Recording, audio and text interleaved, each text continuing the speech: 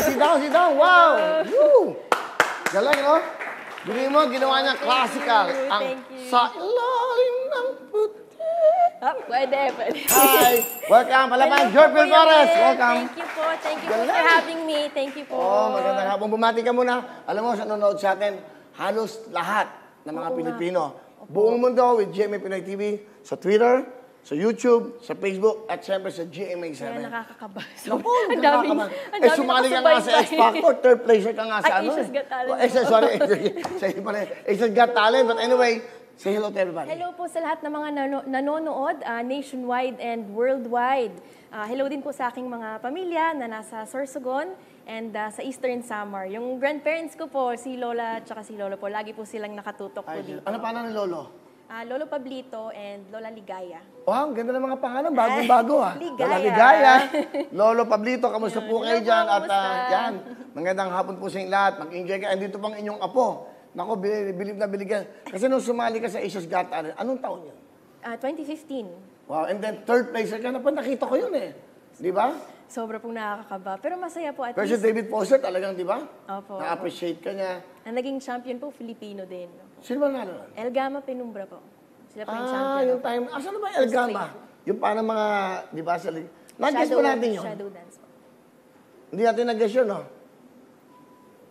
Hindi. Wheel of Fortune. There's a Wheel of Fortune.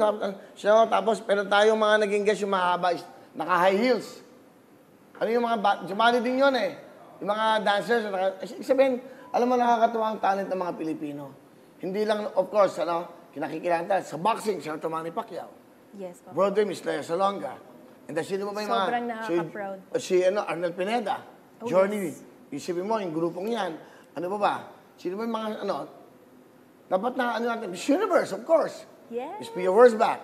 And then, yung una, Miss Gloria Diaz. Di ba? And then, gandang Pilipina, Miss Universe yung pinag-usapan, mga ganyan. Di ba, Miss Gloria Diaz, Miss Margie Moran, and then, ang sumunod na Miss Pia Wurzbach na.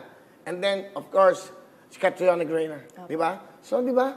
In sports, we have sports, Senator Manny Pacquiao, being a beautiful woman, pinakamagandang babae sa balat ng di ba, universe.